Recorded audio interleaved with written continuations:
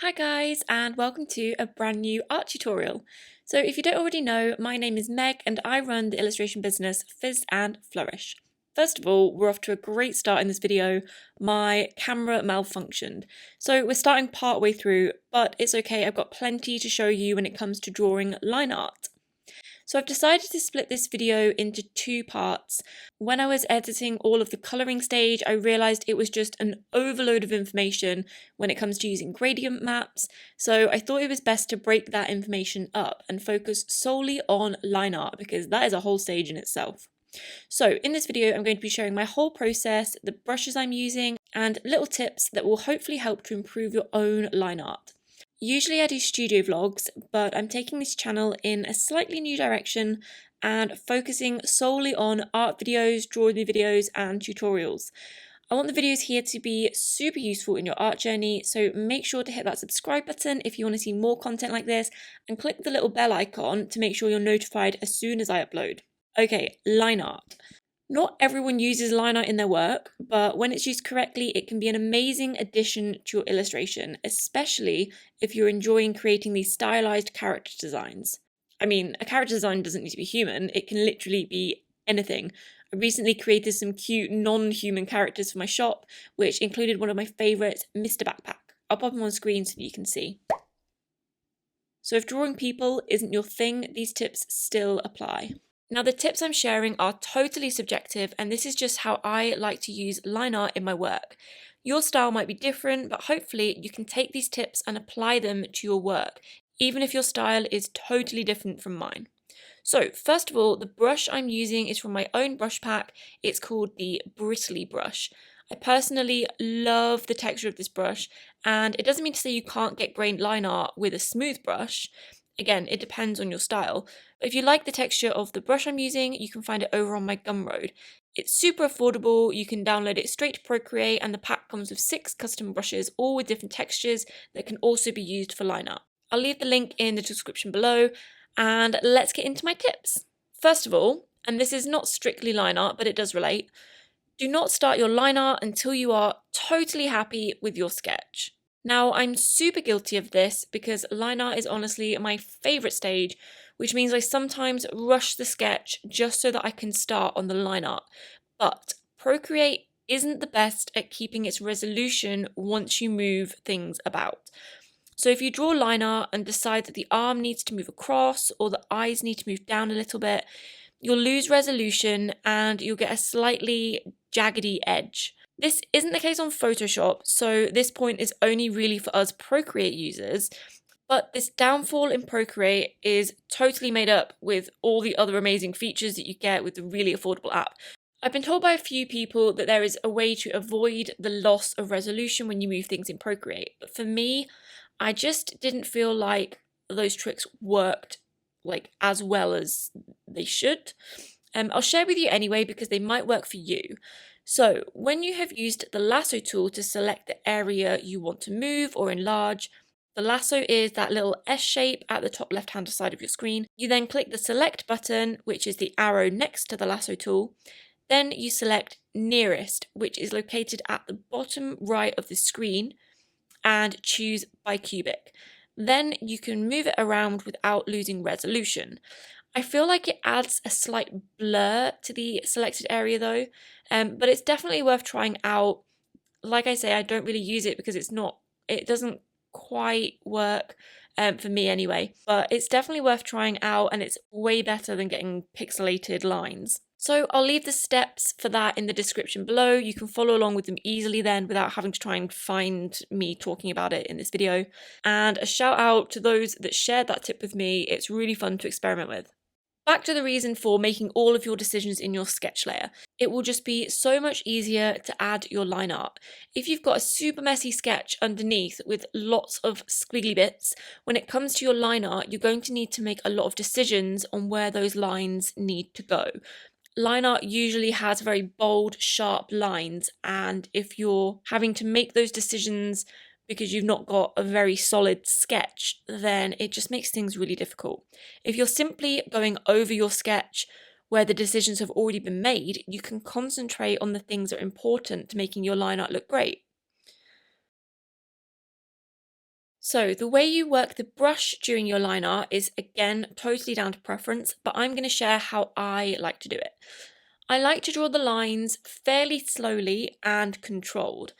By that, I mean I don't do fast, sketchy lines. I do in the sketch stage, but not in the line art. So sketchy line art might be your style, and that's totally fine. But the reason I prefer the controlled lines is so that I can really concentrate on where I'm pressing harder and lighter.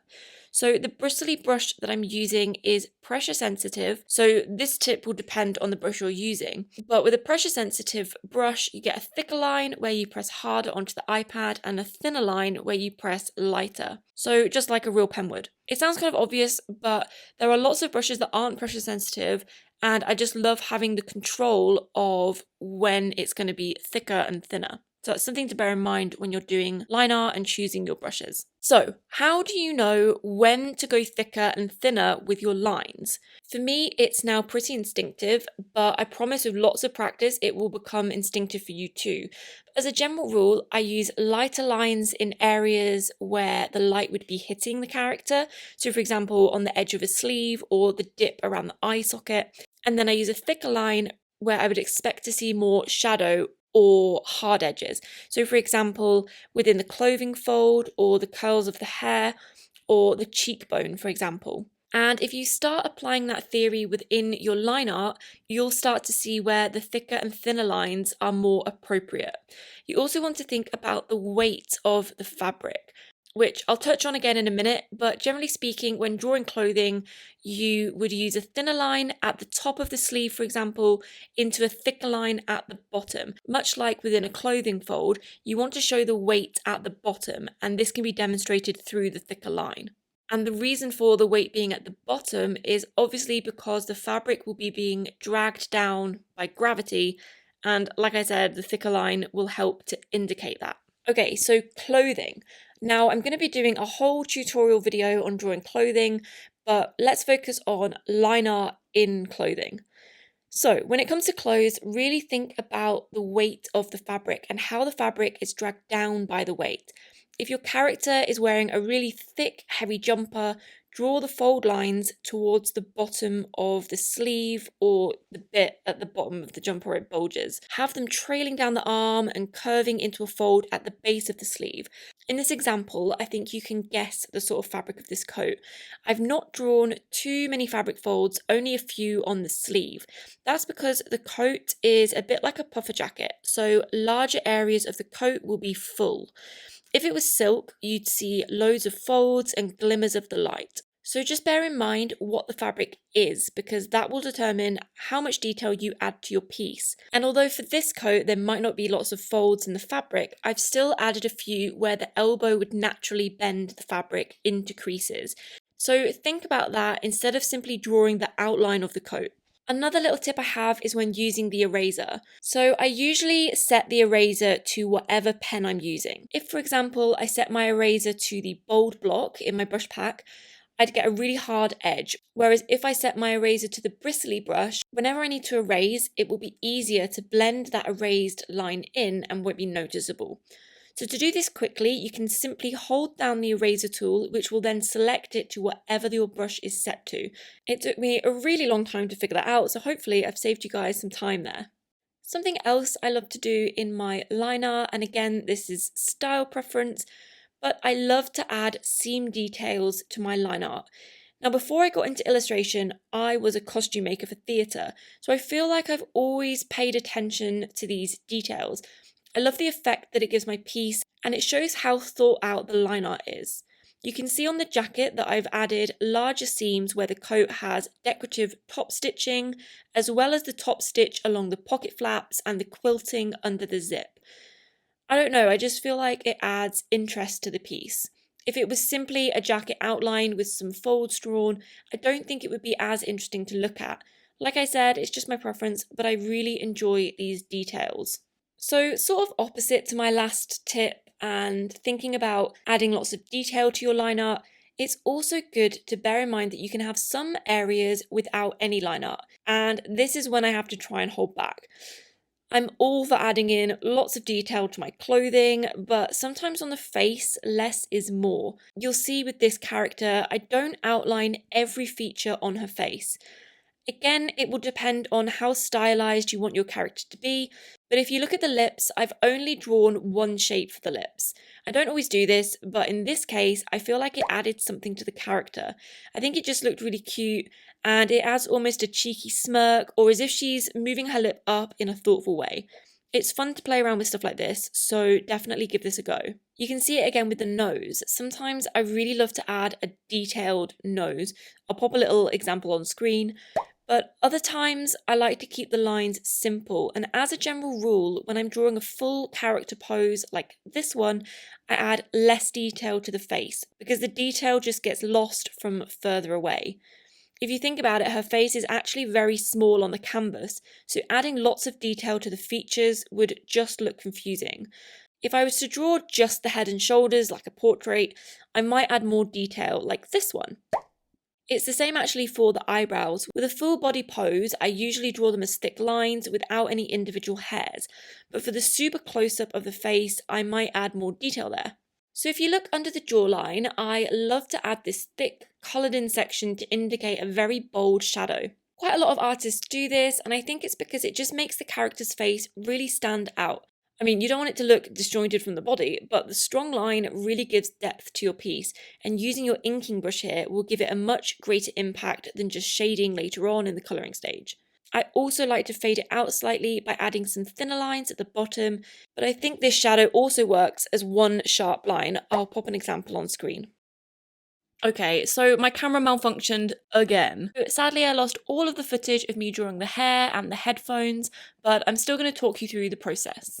If you want to help me invest in a new camera, by the way, feel free to support me over on Patreon. I'll leave a link in the description below. Even subscribing to this channel and liking this video will really help me reach that goal. I feel like I just need to invest in something a little bit more reliable. When it comes to the hair, I really like drawing my lines a lot looser than I would the rest of the character. I think with the waves, I get a much better line when I do a sort of free wiggle. It usually takes a lot of trial and error, and a lot of erasing and redrawing happens at this stage. I'm still learning to make these lines loose because for me, it's easier to create a more controlled, slow line. But that free sort of squiggle, you might call it, can really make the hair look more natural and less rigid. With the waves, I treat them like I would the clothing folds. So the line is thicker at the point in which the hair curls and thinner at the top. It's just my way of showing the gravity.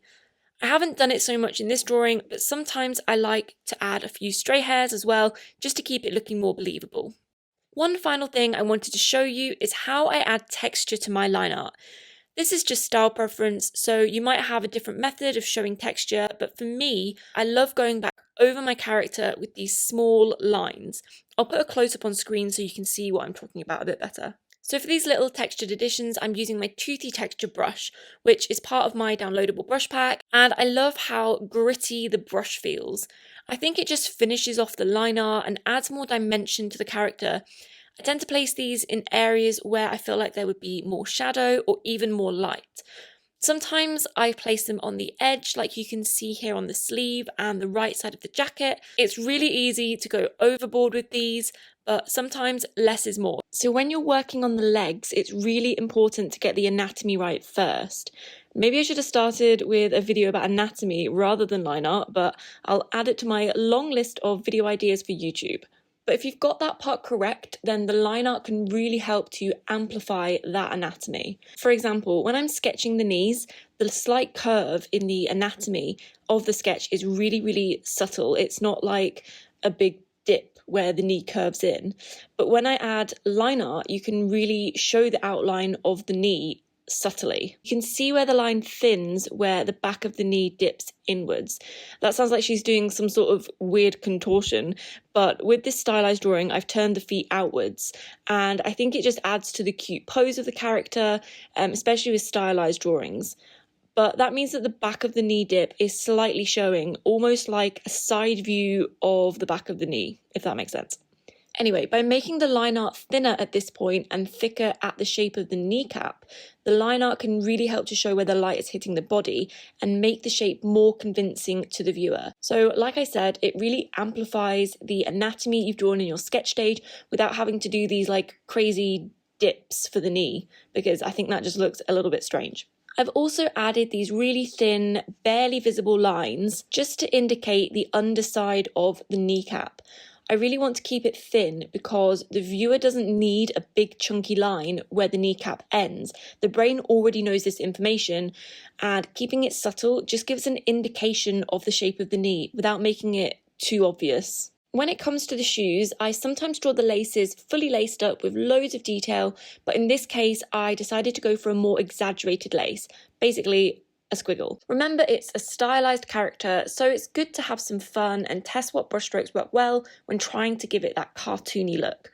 I popped an example on screen of an unfinished study I did of some shoes, and I used my Cutie texture brush. You can see the difference here compared to the ones I'm using for my character. I've added much more detail with the laces, and I think both of these styles work well.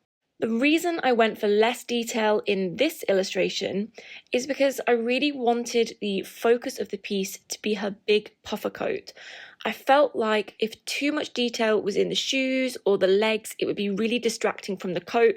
It's a big focal point in this character. That's also why I didn't add really detailed trousers with lots of seams and instead went for skin-tight shorts instead. Anything detailed in this area would just be distracting from the coat, which is the focal point. So I think that's it for my tips on line art. I really hope you've learned something new today and you can start implementing these into your own work. I'd love to see what you create, so feel free to tag me over on Instagram so I can check it out. I'll leave my link in the description below. I'm still learning this process myself, so hopefully in a year's time I can come back with a new video and share even more tips with you.